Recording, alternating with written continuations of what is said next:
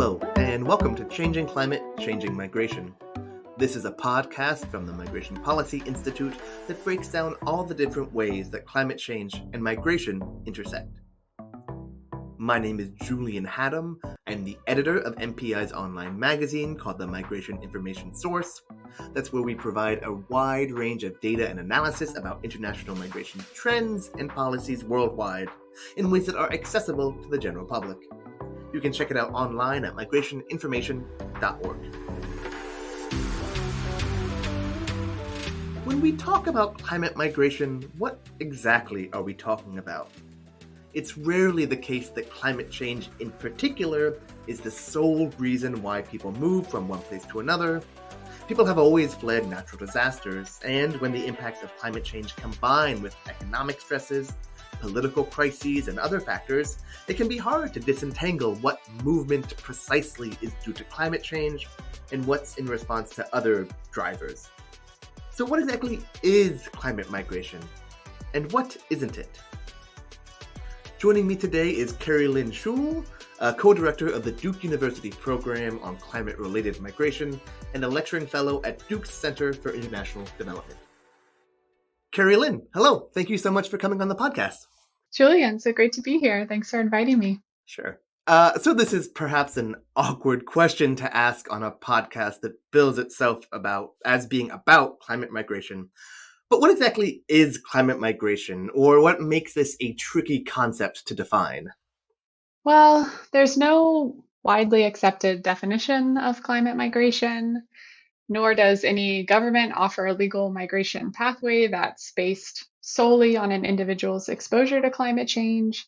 And many academics are actually against using the term climate migration altogether. I think the main reason being that it risks mischaracterizing how migration works. So migration is an extremely complex human behavior.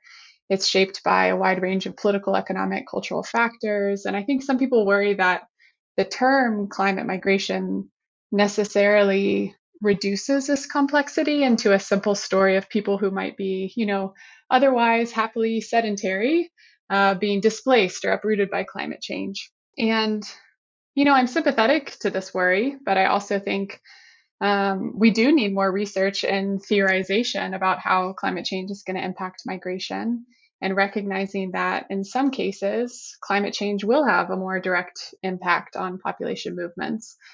In other cases, probably the majority of cases, the impact will be more indirect. So just to give a very, coarse example of this, the displacement that follows a natural disaster, a severe storm or flood, is going to have a more direct relationship with climate change than what we might see with slow onset changes like changes in temperature, variation, rainfall, sea level rise. These have a more indirect relationship with migration. So, when climate change takes place gradually, it's mediated by these economic, political, cultural realities of a place. And for this reason, we may see very different kinds of migration responses to the same climate impacts, depending on the context that we're looking at.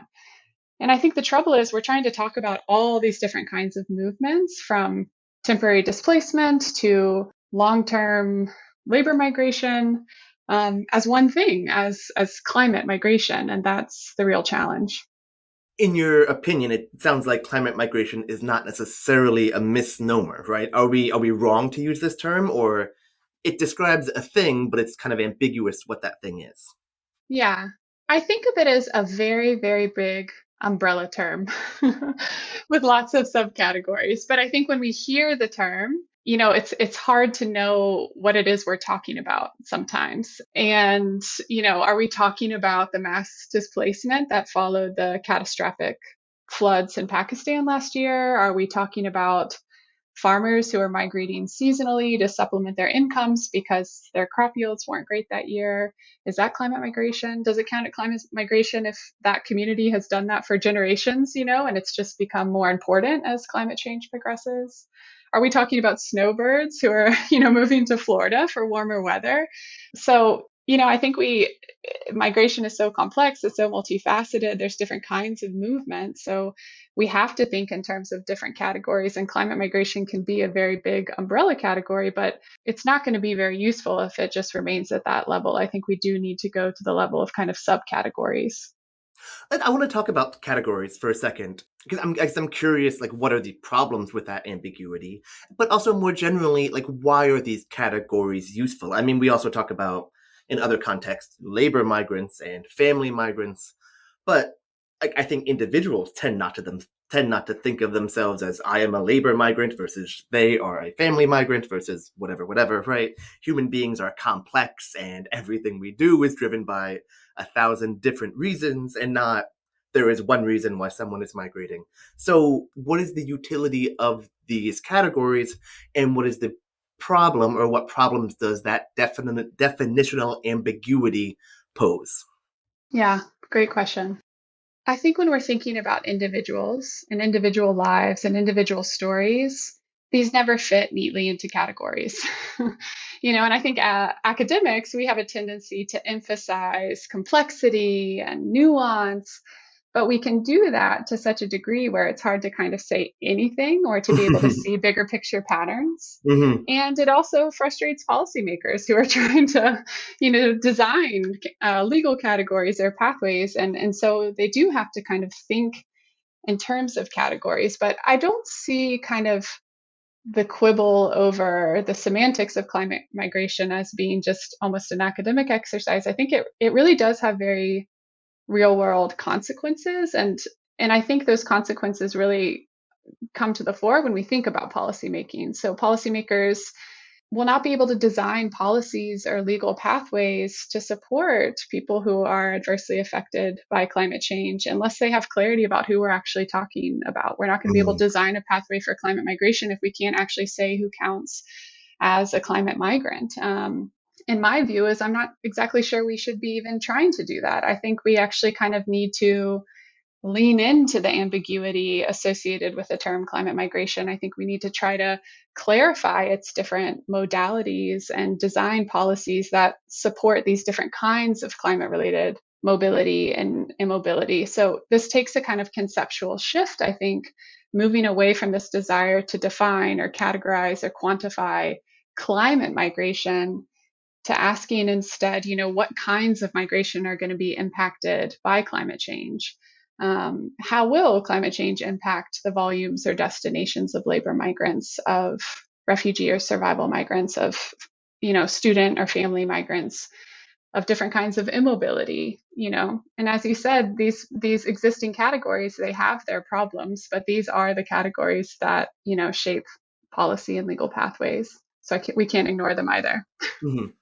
And I guess the legal pathways avenue is an interesting one to bring up right here too, because we have legal pathways for quote unquote labor migrants. You can get a work visa, right? You can get a spouse visa if you're a family migrant. You cannot get a climate visa for the most part, because that's not really a thing. There is no such thing as climate refugees, right? Because climate change does not provide a reason to grant refugee status under the 1951 Refugee Convention, et cetera, et cetera. In my head, I feel like there's a bit of a chicken and the egg problem here, right? In that there is no legal definition category for climate migration per se.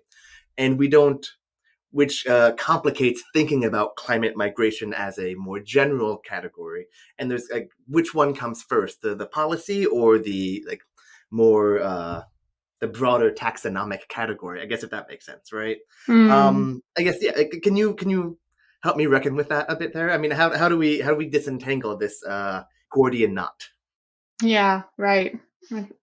That's a hard one. I think what we see, and this is maybe the direction we need to move in, is a widening or extension of existing legal categories to incorporate climate related moves. So I'm thinking, for example, of Argentina and their humanitarian visa that is specific to people who are displaced by sudden onset disasters. And so it offers them residency for 3 years, a potential pathway to permanent residency. In the US, we have temporary protected status, TPS. This, is granted to some nationals from some countries that have experienced crises, and this can include severe natural disasters, so long as they're already in the United States. And ideally, you could imagine this being extended to places where people aren't yet able to reach the US and apply for it, but are living in places that have been adversely affected by climate change or natural disasters.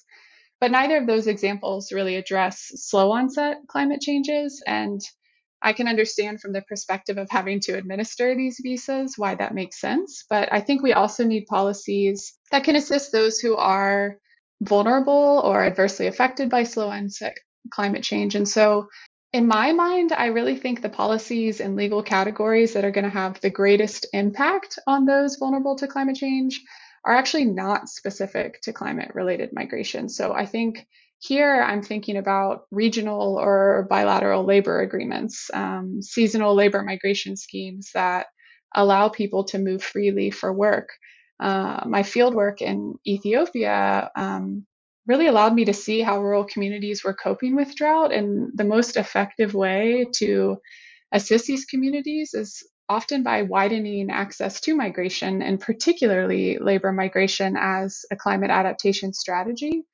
So migration is often framed as a sign that adaptation has failed, but more often households will use migration to diversify their incomes to enhance their resilience to environmental or economic shocks. And so, in this regard, labor markets and the policies that govern them are fundamental, are huge in shaping how people respond to climate migration. And it's also, maybe if I could touch on the new Australia Tuvalu Accord. So this new accord, it creates a pathway for Tuvalu citizens to move to Australia as the threat of sea level rise worsens. And now, historically, in this region, Pacific visa programs have really been tied to labor mobility. None have specifically referenced climate change as an overarching rationale for the visa. So, what's distinctive about this is it's actually deliberately framed in the context of climate change, and it's not tied to work. And so, what this might do is allow people to move who might not otherwise qualify for work or study visas. But these are still really small numbers. Time will tell how well this scheme works in the sense of scale. This Australia Tuvalu deal, it grants just 280 islanders a visa each year. But in contrast, there were 35,000 Pacific Islanders working in Australia under their labor mobility scheme as of February of this year. And also in exchange, Tuvalu agreed that Australia would be its main security partner. And many believe that this arrangement is really motivated by Australia's desire to counter Chinese influence in the Pacific. So I think while it's important and what it potentially signals, there are obviously other motivations at work behind this deal other than just climate justice. And my main point is that the influence of this accord on migration from the Pacific, it really pales in comparison to broader labor migration schemes. So I think we have to be thinking about those as well. I want to talk about the future too. I guess, does it create problems in terms of modeling future migration if we're having trouble defining what climate migration is, right? I mean, I guess let's talk about some of the other complexities and complications of this definitional problem. Yeah, I recently led a report for USAID that reviewed different forecasting modeling approaches to, being able to predict future climate migration. And we see more and more of these projections of future climate migration that might estimate, a range from hundreds of millions to over a billion. The time horizon might be to 2050 or 2100. And USAID really wanted to know, what should we do with these projections and how should they inform our programming?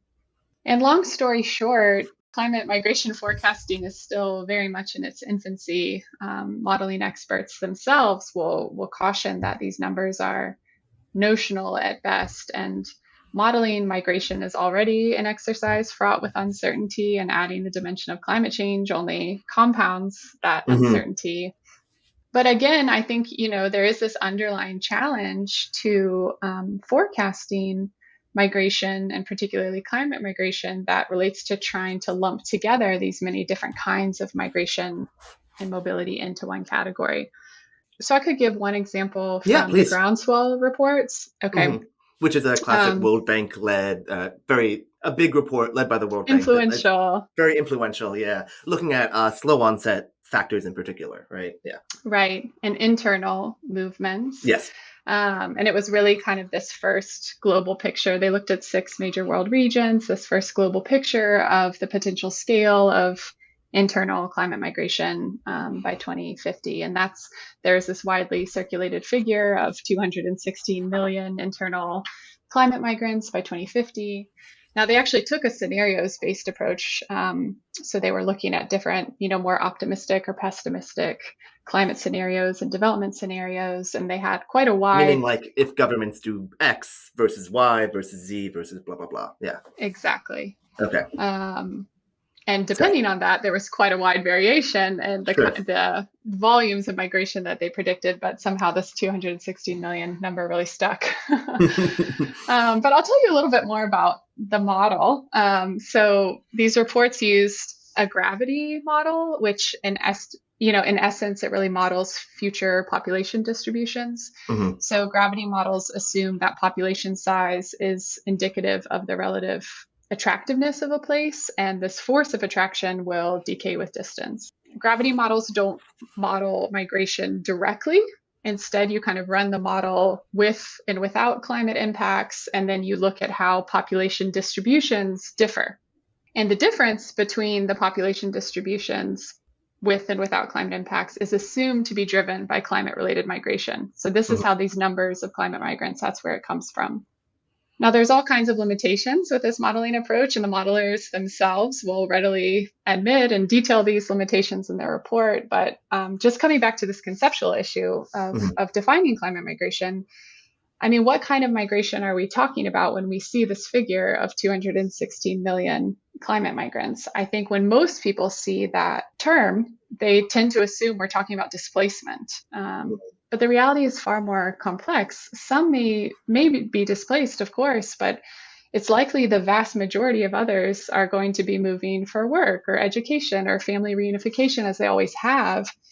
And still, other changes in population distributions are going to be due to changes in fertility or mortality rates that are also affected by climate change, not migration per se. So I think we're really asking the wrong question. We're trying to quantify the wrong thing. I mean, to Groundswell's credit, they made, this is a wonderful foundation for advancing the field of forecasting climate related migration. And the field is moving quite quickly.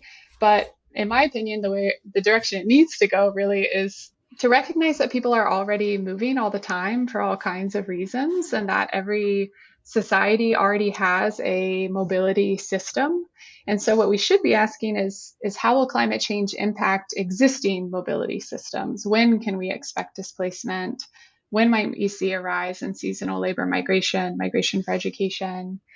When might we see more or less voluntary immobility or involuntary immobility? It's really these kinds of questions that we need to ask to design policies, legal pathways that can support the most vulnerable. These are going to be the challenges in the future, and determine how we, seize the opportunities of migration or address the challenges of migration in an era of climate change. I've got a couple questions about like the gap between popular understanding and these kind of nuanced conversations we're having.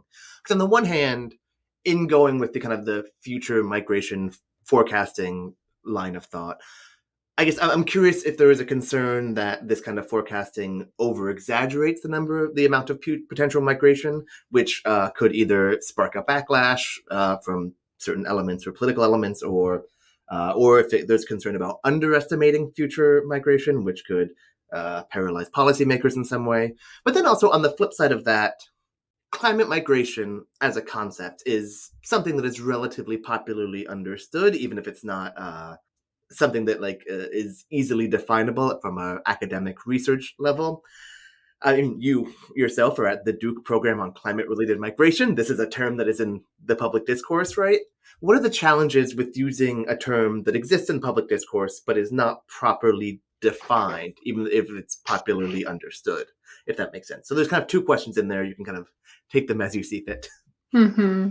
Yeah, absolutely. I think the benefits are generally that it brings greater attention to a very real issue. Mm-hmm. Climate change is going to impact patterns of human migration.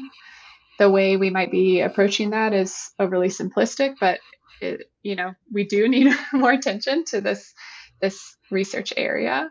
And I do think in cases of extreme drought or natural disasters, it's really a climate justice issue to make explicit this link between climate change and displacement in particular.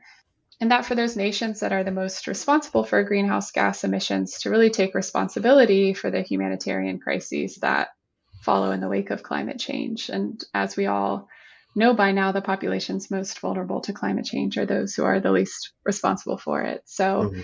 those are some of the reasons why I think it matters. And I also see it among students here. There's a real interest and desire to understand climate migration better. And I think you can get so caught up in sort of breaking down the semantics of it that you can miss just the power of this concept that readily resonates with people, and people can kind of it provides an entry point into a conversation. But I do think the challenge you touched on in your question about well-intentioned activists who might use the threat of mass climate migration as a kind of fear-based tactic to motivate action on climate change. That's a real challenge, and this can have counterproductive impacts.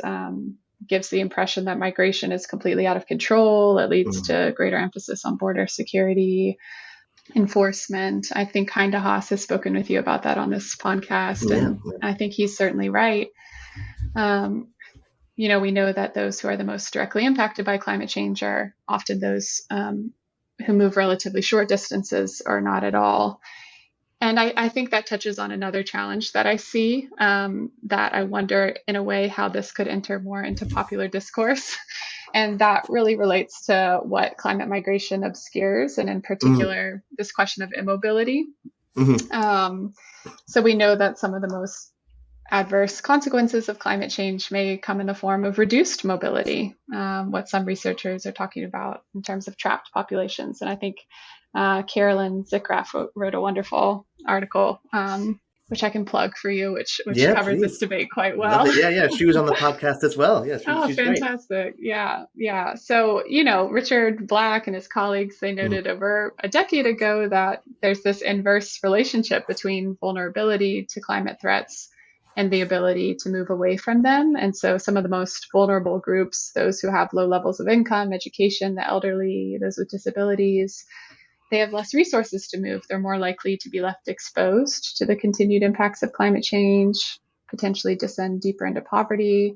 And so I think analysts, when they focus solely on climate migration, they risk overshadowing, this climate-related immobility, which is a really urgent humanitarian and a development concern. And then, of course, there's also these questions of related to people not wanting to leave places that are experiencing climate stress, strong feelings of place attachment, what we talk about in terms of voluntary immobility, the kind of sociocultural, political, psychological ties to place that can override sort of outsider assessments of the benefits of moving. Yeah. And I'm People don't want to particularly, leave their home. Yeah, I mean, their yeah, ancestors were there. Yeah, this is a big thing, especially in the Pacific Islands. You're talking about Tuvalu previously. People don't want to yeah, leave their homelands, right? Yeah, sorry. exactly, exactly. And I think that's true not just for indigenous populations, but everywhere. Place Yeah, attachment, sure. place-based ties are explain, a lot of the voluntary mobility we see around the world. And My own research has explored this category that I call acquiescent immobility. And here it's people who might lack the capability to move, but they also don't want to move anyway. So it's not necessarily a voluntary choice to stay in place, but they still don't want to. And one explanation for this, among others, that I think is quite interesting is just people never really considering migration and not really Mm. entering into the equation. We tend to assume people develop a desire to migrate or have like a conviction to stay. But, there's a lot of people who just never really meaningfully consider migration. And so, what do we do with that? I think these different forms of climate related immobility, they raise questions and concerns for policymakers that go far beyond the management of climate migration. We're almost out of time, but we talked about a lot of different things: climate-related immobility, climate migration, uh, voluntary immobility, trapped populations, migration in the context of climate change. I guess how is there a pithy phrase that you have or a nice term that we might use to replace or supplement climate migration as a Mm-hmm. concept? I mean, what is the overarching what language should we be using that we are not using? Yeah. So many academics would advocate for using the term climate mobility instead of Mm-hmm. climate migration. The idea is that climate mobility highlights the multiplicity of movements that can occur in response to climate change, its relationship with historic patterns of movement, the interactions between mobility and immobility, but you really have to do your research to know how academics are using this term, climate mobility. I mean, at face value, it doesn't seem very different from climate migration. It's just replacing migration with the broader term mobility. Mm-hmm. So it still faces this challenge that climate is the primary adjective, climate migration, climate mobility. It gives this idea that this is, climate is the predominant factor influencing movement. I think so much of the challenge that we face relates to this complicated intersection between climate and other political, economic, cultural, demographic, even other environmental factors that are not related to climate change. And these other factors can have much greater impacts on migration trends, and that's where we see a lot of these issues. So, as you mentioned at Duke, we started this new program that focuses on the Mm-hmm. intersection of climate change, adaptation, migration. We spent a long time thinking about what to call it, and we landed on the term climate related migration, the Duke program on climate related migration. And this was really, it lets us explore the different kinds of migration impacted by climate change, but the directness or the indirectness of climate impacts can vary. It's more clunky, climate related migration, but it is a bit more accurate to capture what we're trying to do. I think climate related migration or climate related mobility, a lot of research agendas can fall within that at that intersection of climate change and human mobility, and that's what we're concerned with at Duke. But when it comes to designing policies and legal categories, I'm not sure climate related migration really helps because, I just don't think it's possible to capture all forms of climate related migration within a single category. And so when we think about what terms we use, I think we need to go back to the terms we're already using to describe different kinds of movement: labor migration, student migration, family migration, refugee or survival migration. Of course, these terms have to continue to be refined, and they will be.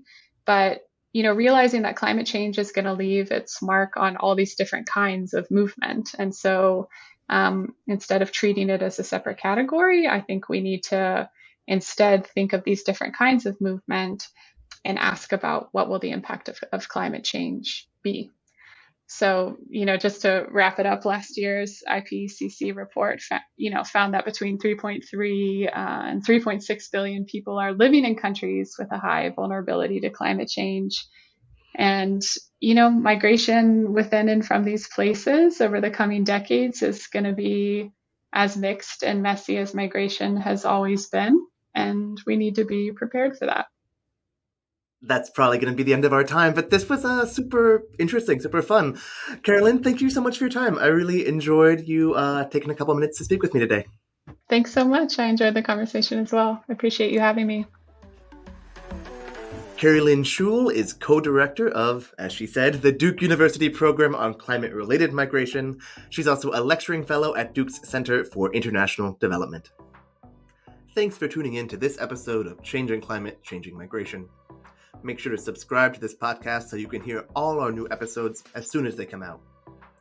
Changing Climate, Changing Migration is available on Apple Podcasts, Spotify, or wherever else you get your podcasts. If you've missed an episode, like the conversations with Hein de Haas or Carolyn Zickrath that we mentioned, you can check out our archives to see what else we've been talking about. Some of the conversations range from more specific ones, like those we had today, or really more accessible generalist overviews, like our recent Climate Migration 101 episode. All the episodes are online at migrationpolicy.org/podcasts. And while you're there, you can find information about other podcasts from MPI, including World of Migration, in which our experts probe cutting-edge issues in international movement, such as why travel documents are so essential but so hard for refugees to obtain. And if you want to find additional perspective on climate change and migration, you should check out the special collection of articles from our migration information source. Read them online at migrationpolicy.org/climate. The Migration Information Source newsletter is your ticket to the latest and most innovative migration analysis. It's available free twice per month, and you can sign up online at migrationinformation.org. Send me an email at source@migrationpolicy.org. I'd love to hear your comments, questions, and ideas for new episodes.